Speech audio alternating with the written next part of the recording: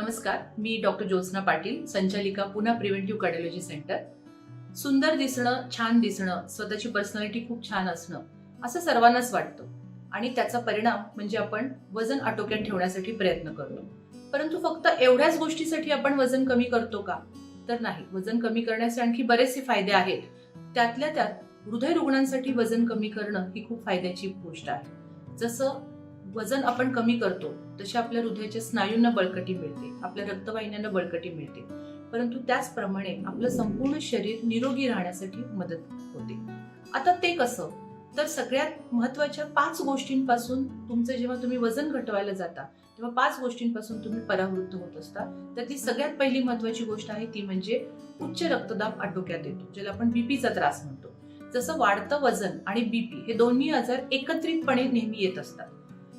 2 गोष्टी बीपीच्या व्यक्तींच्या मध्ये असतात. पहिले असतात ते म्हणजे इसेन्शियल हायपरटेन्शन असणारे व्यक्ती, म्हणजे ज्यांच्यामध्ये बीपीची सुरुवात आहे, पण ती सुरुवात म्हणजे जसं फिजिकल किंवा मेंटल एक्झर्शन झालं, झोप अपुरी झाली, चिडचिड झाली किंवा एखाद्या गोष्टीचं ओव्हर एक्झर्शन केलं आणि अशा वेळी ते बीपी शूट होतं आणि जेव्हा पेशंट रेस्ट फेज मध्ये असतो, रिलॅक्स मोड मध्ये असतो, तेव्हा ते बीपी कंट्रोल येतो.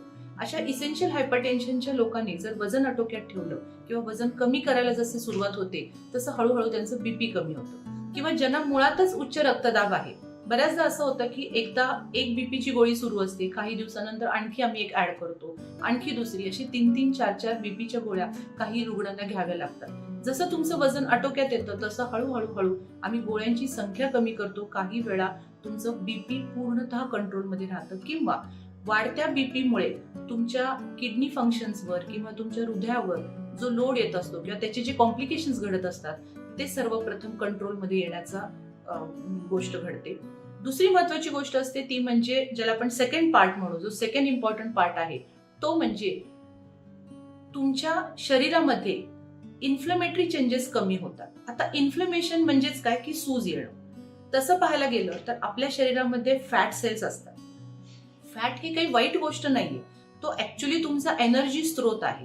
परंतु ती एनर्जी स्त्रोत जसं एक्सेस जर फॅट वाढले तर जसं जसं तुमच्या शरीरामध्ये इन्फ्लेमेशन वाढतं, सूज येते. आता हे सूज आणणारे घटक बरेचसे आहेत, जसं वाढत्या वयानुसार असेल, तुमच्या दिनचर्या किंवा तुम्ही रुटीनली जंक फूड इटर्स आहात, व्यसनाधीनता असेल, मानसिक ताणतणाव असेल, उच्च रक्तदाब असेल, मधुमेह असेल किंवा आजकालचे जे हायली पोल्युटेड एरियामध्ये राहणारे काही लोक असतील, अशा गोष्टींच्यामुळे शरीरामध्ये इन्फ्लेमेटरी चेंजेस जास्त होत असतात. म्हणजेच काय की जेव्हा जेव्हा हे इन्फ्लेमेशन वाढतं, तुमच्या फॅट सेल्स मधून काही इन्फ्लेमेशन निर्माण करणारे, ज्याला इंटरल्युकिन 6 नावाचे काही घटक असतात की जे सिक्रेट होत असतात, त्याचा परिणाम हा तुमच्या पेशींवर होतो आणि जशा पेशींच्या मधली हे इन्फ्लेमेशन वाढत जातं, जसं रक्तवाहिन्यांच्या मध्ये जर हे इन्फ्लेमेशन वाढलं तर अडथळे निर्माण होतात. आणि सगळ्यात महत्वाचा घटक असतो तो म्हणजे तुमच्या सांध्यांमध्ये जेव्हा इन्फ्लेमेशन येतं, एस्पेशली कॉमन आढळणारा घटक आहे तो म्हणजे गुडघेदुखी. बऱ्याचदा जेव्हा इन्फ्लेमेटरी चेंजेस तुमच्या सांधेमध्ये किंवा एस्पेशली तुमच्या गुडघ्यांमध्ये जेव्हा होतात, वाढतं वजन आणि गुडघेदुखी ही कॉमन गोष्ट आहे. जसं आपल्या संपूर्ण शरीराचं 60% वजन हे तुमचे गुडघे पेलत असतात आणि जसं वजन वाढतं, जसं इन्फ्लेमेशन वाढेल तशी तुमच्या शरीरामध्ये झीज निर्माण व्हायला लागते, गुडघ्यांच्या मध्ये झीज निर्माण व्हायला लागते आणि गुडघे दुखू लागतात. दुखणारे गुडघे हे तुमची हालचाल कमजोर करतात. तुम्ही हालचाल नाही केली परत वजन वाढतं आणि वजन वाढलं म्हणून पुन्हा ऑस्टिओपोरोटिक चेंजेस होतात, पुन्हा इन्फ्लेमेशन होतं. मग हे विषचक्र चालू राहतं.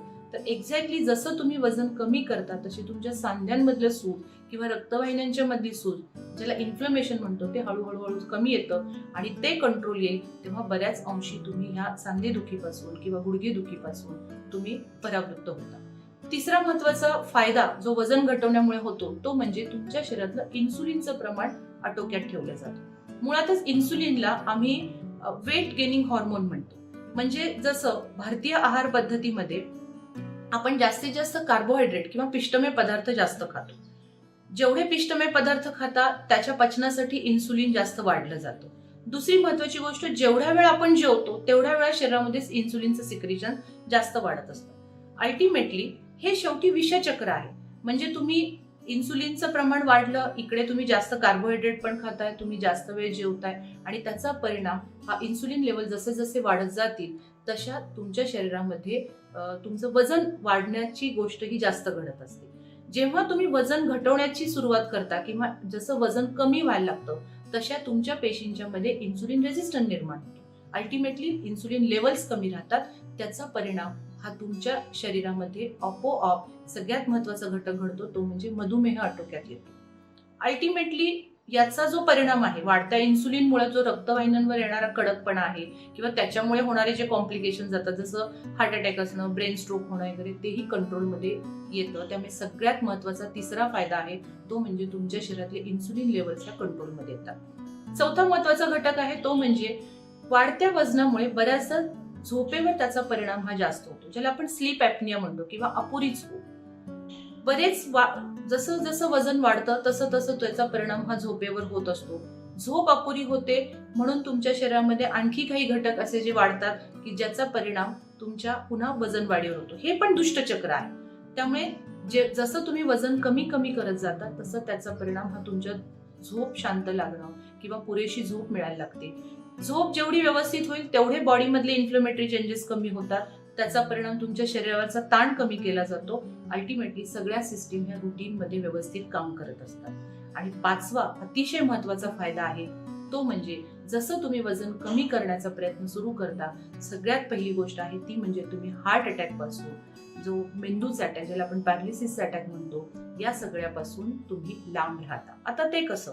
तर सगळ्यात महत्वाची गोष्ट असते म्हणजे वाढणारं वजन हे अल्टिमेटली त्याचा परिणाम जो आहे तो तुमच्या रक्तवाहिन्यांवर होतो. रक्तवाहिन्या कडक व्हायला लागतात. जिथे जिथे त्या कडक होतात तिथे तिथे त्या तडकू शकतात किंवा ज्याला आपण म्हणतो की त्या फाटू शकतात. आणि मग त्यावेळी तुमच्या शरीरातली प्रतिकार शक्ती तिथे कार्यान्वित होत असते.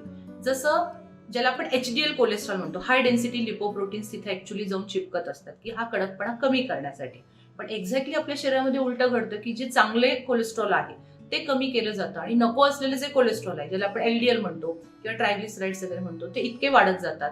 मग त्याच्याबरोबर काही कॅल्सिफाईड सबस्टन्सेस ज्याला क्षार म्हणू आपण मराठी भाषेमध्ये, किंवा तिसरी गोष्ट असते ती म्हणजे काही टॉक्झिन्स असतात, हे एकमेकावर पुटच्या पुटं बसत जातात आणि त्याचा परिणाम हा हृदयाच्या रक्तवाहिन्यांच्या मध्ये अडथळे निर्माण होणं आणि त्याचा परिणाम हा हार्ट अटॅक येणं, हे एकमेकाच्या गुंतलेले आजार असतात. जसं जसं तुम्ही वजन कमी करता तसं तसं शरीरामधले तुमच्या रक्तवाहिन्यांमधले इन्फ्लेमेशन कमी होतं. त्याचा परिणाम अडथळ्यांची जी प्रोसेस आहे तीच पहिल्यांदा थांबवली जाते आणि त्यामुळे तुम्ही हार्ट अटॅक पासून किंवा ब्रेन स्ट्रोक पासून तुम्ही लांब राहता. इतके 5 महत्वाच्या गोष्टी घडतात की फक्त तुम्ही वजन कमी करण्यापासून. त्यामुळे नुसते सुंदर दिसणं आणि छान दिसणं याही पेक्षा शरीर निरोगी राहण्यासाठी तुम्हाला वजन घटवणं खूप महत्वाचं आहे. आता वाढत्या वजनामध्ये ते कमी करण्यासाठी बाजारात खूपशा गोष्टी अवेलेबल आहेत. खूपसे मेडिसिन आहेत, काही फंटे आहेत, वेगवेगळे हे आहेत, काही डाएट प्लॅन्स आहेत. माझ्या रुटीन मध्ये बरेचसे पेशंट्स येऊन मला विचारतात की मॅडम हे घेऊ का, हे मेडिसिन घेऊ का, किंवा हा फंटा मी वापरू का, किंवा मॅडम मी अशा पद्धतीने डाएट प्लॅन करू का. पण मी सगळ्यांना महत्वाचं सांगते की डाएट करण्यापेक्षा सुद्धा योग्य आहार असणं ही खूप महत्वाची गोष्ट आहे. बऱ्याच लोकांचं असं असतं की उपाशी राहिलं, मी काहीच खाल्लं नाही तर अल्टिमेटली माझं वजन घटेल. परंतु ही सगळ्यात चुकीची गोष्ट आहे. जेवढं तुम्ही उपाशी राहता तेवढं तुमचं हळूहळू वजन जास्त वाढत जातं.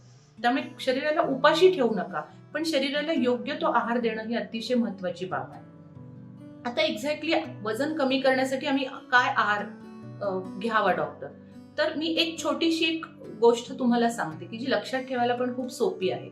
सगळ्यात पहिली गोष्ट म्हणजे तुमची जी थाळी आहे, जी आपण जेवणाची थाली म्हणतो, त्याचे 3 भाग करा.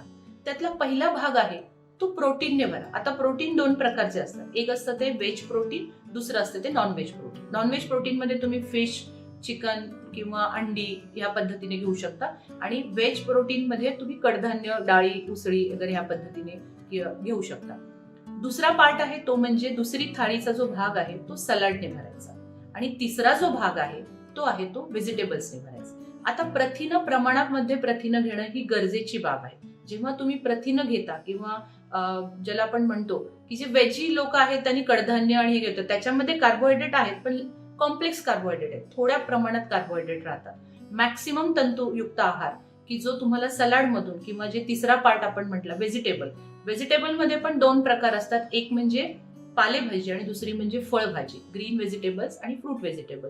तर जास्तीत जास्त प्रमाणात तुम्ही जेव्हा हे थाळीमध्ये घ्याल, म्हणजे मी समजा एक डाळीची उसळ घेतली, भरपूर प्रमाणात सलाड घेतलं, 2 उकडलेली अंडी पण घेतली आणि तिसऱ्या पार्टमध्ये मी भेंडीची किंवा गवारीची भाजी घेतली. आता ह्या थाळीमध्ये काय नाहीये, तर एक्झॅक्टली ह्या थाळीमध्ये धान्य नाही, नो कार्ब्स.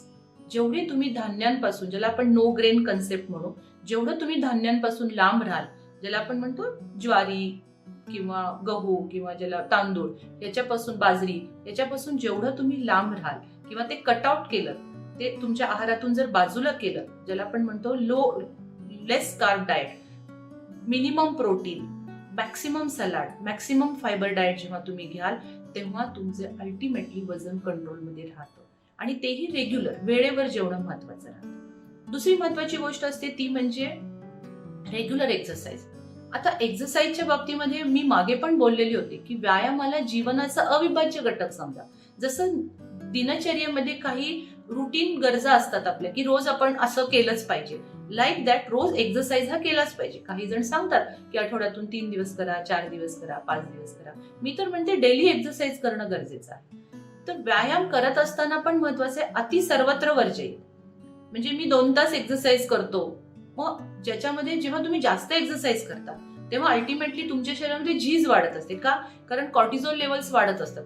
तुमच्या ब्लडमध्ये कॉर्टिझोल लेवल जसे वाढतील तसे ते सुद्धा आम्ही वेट गेनिंग हॉर्मोन म्हणतो. त्यामुळे अति एक्सरसाइज पण खूप चांगला नाहीये शरीराला. पण सायमल्टेनियसली मग एक्सरसाइज करायचा तर तो कसा करायचा, तर त्याची मी एक छोटी क्ल्यू तुम्हाला देते की ज्याला आपण म्हणतो इंटरमिटंट एक्सरसाइज. आता what is mean by intermittent exercise, हे काय आहे? तर जसं घरी एक सायकल असते किंवा ट्रेडमिल असतं, मग जेव्हा तुम्ही घरी सायकलिंग करता तर तेव्हा 1 मिनिटाचे आपण जर 2 भाग केले, त्यातला पहिला भाग आहे तो 15 सेकंदाचा आणि दुसरा भाग आहे तो 45 सेकंदाचा. तर 15 सेकंद तुम्ही जेवढी तुमची शक्ती आहे तेवढ्या शक्तीनिशी तुम्ही फास्ट सायकलिंग करायचं आणि राहिलेले 45 सेकंद ही स्लोली स्लोली स्लोली स्लोली करायचं. असं तुम्ही 8 मिनिट्स, 10 मिनिट्स, 15 मिनिट्स तुम्ही असे रिझ्यूम करू शकता. That is enough for your heart. दुसरी महत्वाची गोष्ट आहे, समजा तुम्ही बाहेर फिरायला जाता, तर एक 400 मीटरचा जर तो ट्रॅक असेल तर त्यातले 100 मीटर तुम्ही फास्ट जॉगिंग करायचं आणि राहिलेले 300 मीटर तुम्ही स्लोली वॉक केलं तरी चालू शकतं. हा सुद्धा इंटरमिटंट एक्सरसाइज हा होतो. पण रेग्युलर एक्सरसाइज करणं ही खूप महत्वाची बाब आहे. आणि तिसरी अतिशय महत्वाची गोष्ट आहे ती म्हणजे पुरेशी झोप. आता कसं राहतं, बऱ्याचदा साधारण आपण रात्री 11 वाजता झोपून सकाळी 6 वाजता उठणं ही योग्य आहे. म्हणजे साधारण 7 तास शरीराला ही झोप ही पाहिजे. पण बऱ्याचदा आपण उशिरा मोबाईल बघत असतो किंवा काही जण उशिरापर्यंत कम्प्युटरवर काम करत असतात किंवा टीव्ही बघणं, ह्याच्यामध्ये जे काही LED लाईट्स आहेत त्याचा इम्पॅक्ट हा तुमच्या शरीरामध्ये मेलॅटोनिन सिक्रिशन्सवर परिणाम होत असतो. म्हणजे जसं जेवढा अंधार तुम्ही खोलीमध्ये कराल तेवढे तुमचे मेलॅटोनिनचं सिक्रिशन वाढतं. मेलॅटोनिनला आम्ही अँटी एजिंग हॉर्मोन म्हणतो की ज्याच्यामध्ये तुमचं एज फॅक्टर कमी केलं जातं. आणि एक्झॅक्टली आपण उलटा करतोय की आपण गॅजेट्स इतके वापरतो आणि ते पण रात्रीच्या वेळी, कारण रिकामा वेळ आहे, शांत आहे, आपण जास्तीत जास्त वेळ आपण मोबाईलवर चॅट करत बसतो किंवा टीव्ही बघत बसतो.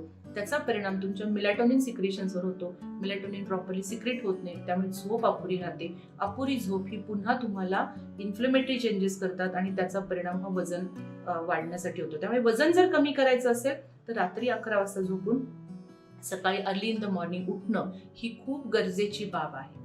त्यामुळे ह्या 3 गोष्टी अतिशय महत्वाच्या लक्षात ठेवा. एक म्हणजे ईट हेल्दी, प्रॉपरली जेवण व्यवस्थित घ्या, वेळेवर घ्या, रेग्युलर एक्सरसाइज करा आणि झोप प्रॉपर जर केली तर तुम्ही आपोआप तुमचं वजन हे आटोक्यात येऊ शकतं. आता या सगळ्या गोष्टींच्या मध्ये जसं मगाशी मी सांगितलं की उच्च रक्तदाब आटोक्यात येतो, मधुमेह आटोक्यात येतो, तुम्ही हार्ट अटॅक पासून लांब राहता, ब्रेन स्ट्रोक पासून लांब राहता, स्लीप ॲपनिक चेंजेस तुमचे कमी होतात आणि सायमल्टेनियसली अशामुळे ह्या गोष्टीमुळे वजन कमी होतं. पण आज हा टॉपिक तुम्हाला इथं सांगण्यामागचा सगळ्यात उद्देश की गेले वर्ष झालं आपण सगळे पॅन्डेमिक कंडिशन मध्ये सफर होतो आणि आता जी पुन्हा दुसऱ्या कंडिशन मध्ये आपण पुन्हा लॉकडाऊनच्या उंबरठ्यावर येऊन थांबलो. मग अशा वेळी बऱ्याचदा आपण घरी थांबतो. घरी सगळं एकत्र कुटुंब असलं की मग चमचमीत पदार्थ केले जातात, वेगवेगळे पदार्थ घरी बनवले जातात, ते खाल्ले जातात. बाहेर पडायचं नाही याचा अर्थ आपण असा घेतोय की व्यायामच करायचा नाही. त्यामुळे मागचा जो अनुभव होता, मागच्या वेळी जे लॉकडाऊन होतं ते लॉकडाऊन संपल्यानंतर बरेचसे पेशंट्स जे आमचे जुने पेशंट्स होते, जे मधुमेह रुग्ण आहेत, हार्ट अटॅक, हार्ट ब्लॉकेजेसचे पेशंट्स आहेत, असे सगळ्या पेशंटच्या मध्ये खूप काही कॉम्प्लिकेशन्स आम्हाला बघायला मिळाली, की जे पूर्वी एकदम फिट अँड फाईन होते आणि नंतर मग त्यांचं काहींचे किडनी फंक्शन डिरेंज झालेले आहेत, काहींचं बीपीला आम्हाला 2-2 गोळ्या वाढवाव्या लागल्या, शुगरच आटोक्यात येत नाही, काहींना आम्हाला एक्सेस मेडिसिन्स त्याच्यासाठी द्यावे लागले. आणि हे कॉम्प्लिकेशन्स जेव्हा दिसले तेव्हा आता मी सगळ्यांना आवर्जून एक विनंती करते, जरी तुम्ही घरी असाल तरी आहारावर नियंत्रण ठेवणं ही खूप गरजेची बाब आहे. आणि दुसरी महत्वाची गोष्ट आहे की ती म्हणजे डॉक्टरांच्या संपर्कात राहणं ही तितकीच महत्वाची बाब आहे. बऱ्याचदा असं होतं की बाहेर कंडिशन चांगली नाहीये आणि मग घाबरून की बाबा मला बाहेर गेलं की मला कोरोनाची लागण होईल आणि म्हणून पेशंट्स बाहेर पडत नाहीत, त्याच प्रिस्क्रिप्शनवर तेच मेडिसिन्स आणत जातात.